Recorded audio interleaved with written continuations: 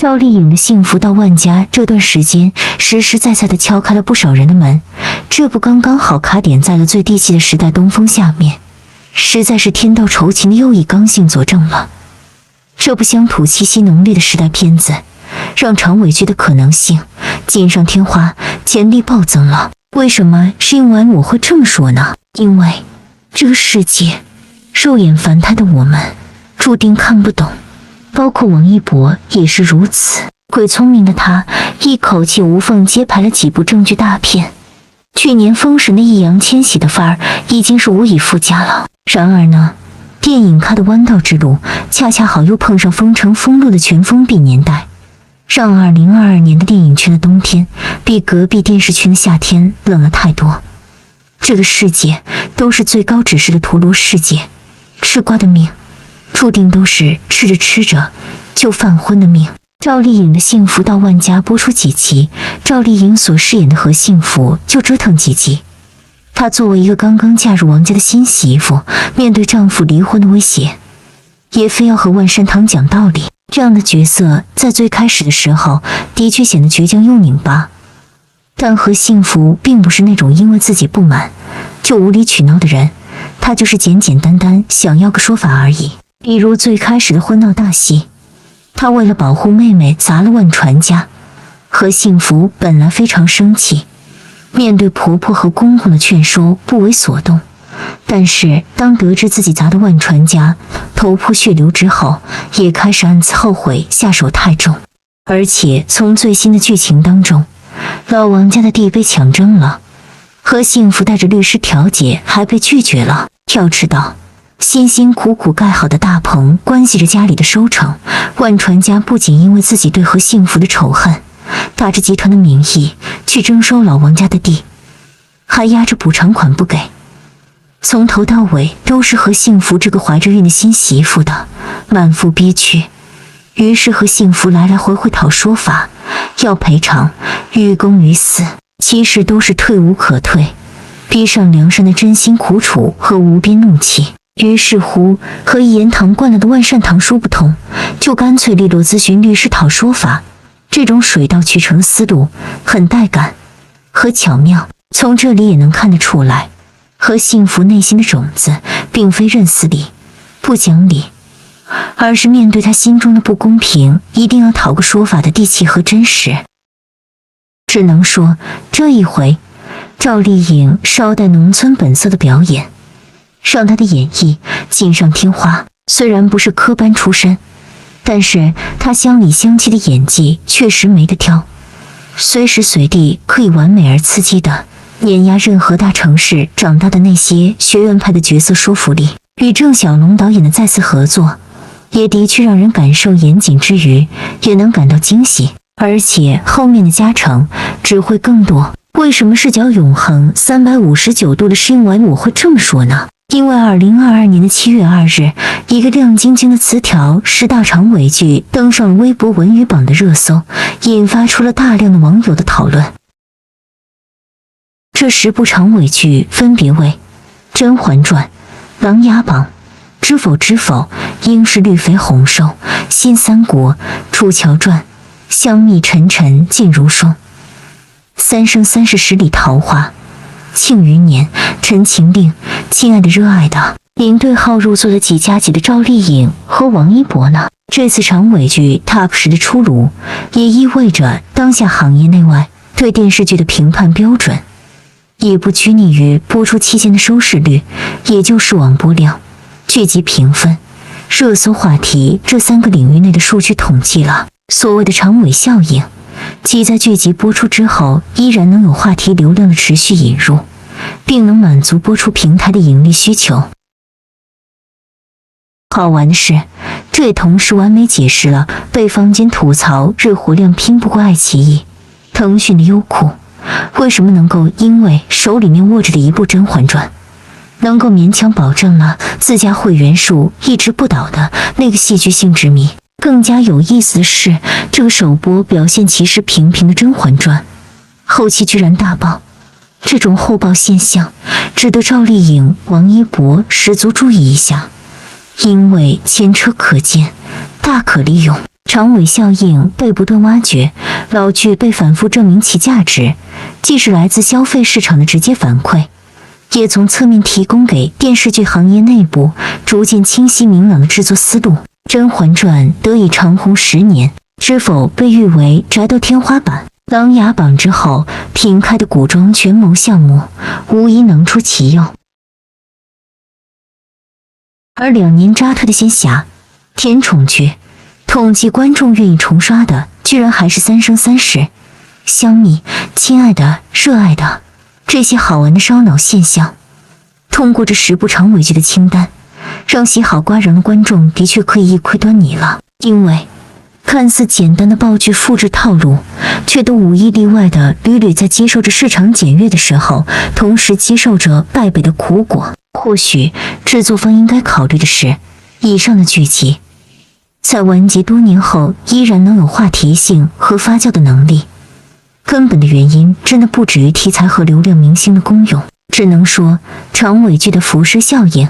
同样也会反哺到剧集台前幕后的主创团队上，这是一种看不见的良性循环。无论是对于以《琅琊榜》知否知否、应是绿肥红瘦2部作品上榜的正午阳光这类制作公司，还是对于胡歌、赵丽颖、杨紫、张若昀、王凯这样的青年演员，业内外对于剧集长尾效应的看重，绝对都是国民度方面的巨大加持来的。所以赵丽颖携手郑晓龙老导演的这部热辣霸屏中的《幸福到万家》，以及胡歌与正午阳光再度合作的《县委大院》，都被同事之间报以了最大的热忱和极大的期待。这类巨星加持的长尾效应被夺冠到深挖，不仅可以无形之中不断的被观众加码更多的流量进来，而且还能深挖出更多的演员市场的号召力出来。胡歌、赵丽颖、王一博、杨紫、王凯之所以被喜爱、被长尾，恰恰验证并催生了一种国剧制作环境的良性循环，以及一波正向积极的正面案例出来。传统的流量判断标准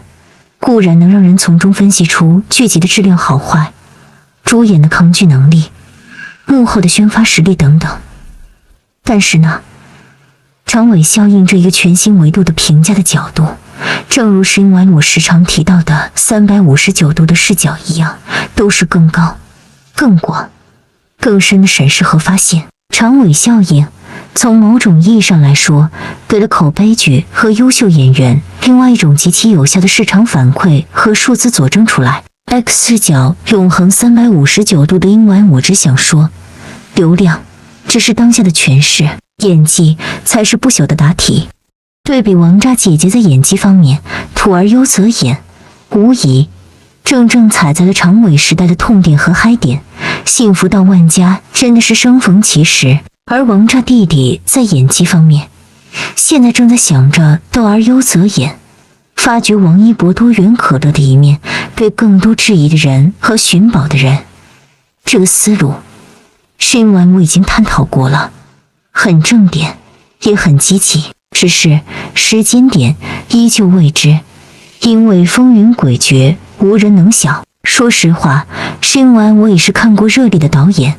也就是那个大鹏的电影的。他对于王一博能不能像郑晓龙老导演对于赵丽颖一样亦师亦友，强何必呢？甚至有长尾的期待值呢？如果您没有想过这个问题，那么请您好好想想，因为视角永恒359度的深完我已经想过了。首先，大鹏自导自演的电影《缝纫机乐队》仅收获了不到5亿票房后，顺利铩羽而归，没能再续煎饼侠的神话。原因不言而喻，看过的人都有定论。之后呢，大鹏消失了很长一段时间，他这次邀到了酷帅王一博，注定街舞的元素起到了关键性的作用，而喜剧性的突破，同时也是王一博的志向和尝鲜。于是乎各取所需的一项，便水到渠成了。然而呢，热烈之余还是需要冷静的，因为我提到了一个词，那就是前车可鉴。王一博的好兄弟，那个懂他爱他的大哥哥大张伟，就是这么一个前车了。3年前，大张伟上过大鹏的节目，因为减肥低血糖，他当时的状态不好，被大鹏误认为不好好采访，于是乎大鹏当场发火并且离场。事后呢，他的经纪人把视频剪辑处理后，以大张伟吸毒为耸人听闻的吸睛题目发布到了网上，去诬陷大张伟，跟着就直接导致了大张伟2年内没有了工作，深陷丑闻当中。多年之后，这件丑事被粉丝们挖坟爆出，大鹏终于在微博承认，当时是诬陷了大张伟，但把责任推卸给了自己的经纪人。大鹏说自己不知情自己经纪人的所作所为，说大张伟粉丝反过来搞得自己爱人还睡不好觉。从大张伟回应大鹏的声明当中，以及这么多年来大张伟的为人，谁的人品好，谁的人品烂，其实都不用多说了。要知道，当年采访的时候，大张伟还是一位红极一时的艺人，属于第3代摇滚乐队的代表人物。无论发生什么事，就算真的是耍大牌了，大鹏作为一个才冒头没几年的主持人，都不应该抢先发火。如果真的有问题，请工作人员协调就好了。他的发火就2种可能性，一个是策划好的，为了上头条；一个是大鹏的脾气真的很臭。不过呢，从后来大鹏在演艺圈处处吃香喝辣，圆滑人设的表现上看，即便他实在没有多少观众缘，却依旧可以大拍电影。是因为我说实话，他真的不像是一个会控制不住自己臭脾气的人。所以呢，剪辑视频虽然可以说是大鹏经纪人自己干的，但是大鹏自己不可能毫不知情。但凡他有底线，他都不会纵容自己经纪人的行为的。而且大鹏也完全可以在出事之后直接站出来为大张伟澄清的。结果呢，是没有结果。这些年来，大张伟和大鹏、于莎莎也是机缘巧遇，无数次在综艺上同台同框。每次呢，大张伟都是非常识趣的以礼相待。现在的大张伟虽然不能算红得发紫了，但是呢，和有下戏的人有说有笑，也是厉害。大张伟98年花儿出道，至今有20多年了。无论在音乐圈、综艺圈，乃至整个娱乐圈，都是有一定的江湖地位。跟王一博的手足情深，更是人见人爱、花见花开的一种。他完全可以远离大鹏，甚至报复大鹏。或者说，在节目中碰到大鹏的时候就甩小鞋，甚至告大鹏告到吐血。然而呢，事后多年，当许多媒体求证采访大张伟的时候，大张伟每次提到此事，都只说自己挺冤的，从来就没说过一句大鹏以及经纪人的坏话。大张伟注定不是什么圣母，他心的里大概率的也肯定无法彻底原谅这些人这些事。然而呢，岁月是把锉刀，